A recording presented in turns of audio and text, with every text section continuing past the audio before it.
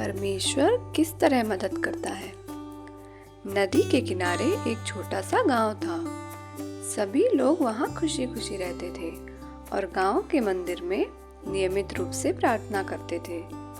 एक बार मॉनसून के मौसम में भारी बारिश हुई। नदी उफान पर आ गई और बाढ़ गांव में घुस गई। सभी लोग अपने घरों को खाली करके सुरक्षित स्थान पर जाने लगे। एक आदमी भागकर मंदिर की ओर भागा और वह जल्दी से पुजारी के कमरे में चला गया और उससे कहा, बाढ़ का पानी हमारे घरों में घुस गया है और यह तेजी से बढ़ रहा है और पानी मंदिर में भी घुसने लगा है। हमें गांव छोड़कर जाना चाहिए क्योंकि कुछ ही समय में यह पानी में डूब जाएगा। हर कोई सुरक्षित जगह पर जाने के लिए निकल पड़ा है और आपको भी साथ चलना चाहिए। पुजारी ने उस आदमी से कहा, मैं तुम सब की तरह नास्तिक नहीं हूँ और मुझे भगवान पर पूरा भरोसा है। मुझे भगवान पर भरोसा है कि वह मुझे बचाने जरूर आएंगे। मैं मंदिर नहीं छोड़ूंगा, तुम जा सकते हो। तो वह आदमी वहां से चला गया। जल्द ही पानी का स्तर बढ़ने लगा और कमर तक पहुंच गया। पुजारी मेज पर चढ़ गया।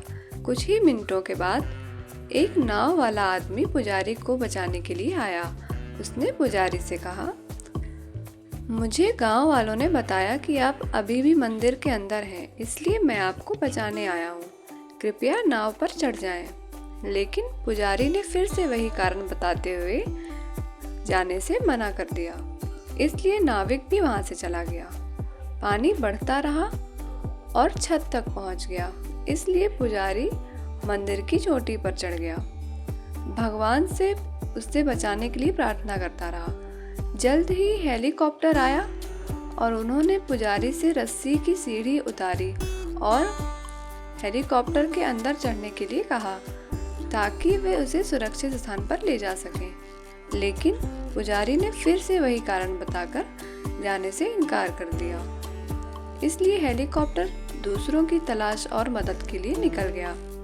अंत में जब मंदिर लगभग पानी में डूब गया तो पुजारी ने अपना सिर ऊपर उठाया और शिकायत करना शुरू कर दिया, हे भगवान, मैंने जीवन भर आपकी पूजा की और आप पर इतना विश्वास बनाए रखा, आप मुझे बचाने क्यों नहीं आए। भगवान उसके सामने प्रकट हुए और मुस्कुराते हुए उन्होंने कहा, अरे पागल आदमी, मैं तुम्हें 3 बार बचाने आया था। मैं तुम्हें अन्य गांव वालों के साथ सबसे सुरक्षित स्थान पर ले जाने के लिए कहने के लिए तुम्हारे पास दौड़ आया था। फिर उसके बाद मैं एक नाव के साथ भी आया था और उसके बाद हेलीकॉप्टर के साथ। अगर तुमने मुझे नहीं पहचाना तो इसमें मेरा क्या दोष है। पुजारी को अपनी गलती का एहसास हुआ और वह उनसे माफी मांगने लगा। उसे एक बार फिर सुरक्षित जगह पर ले जाने का मौका मिला जिसे उसने स्वीकार कर लिया।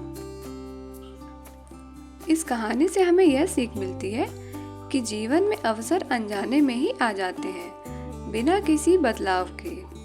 हम इसे पहचान नहीं पाते और शिकायत करते रहते हैं कि जीवन में हमें सफल जीवन जीने का अवसर ही नहीं दिया। बेहतर जीवन जीने के लिए हमेशा हर अवसर का लाभ उठाना चाहिए।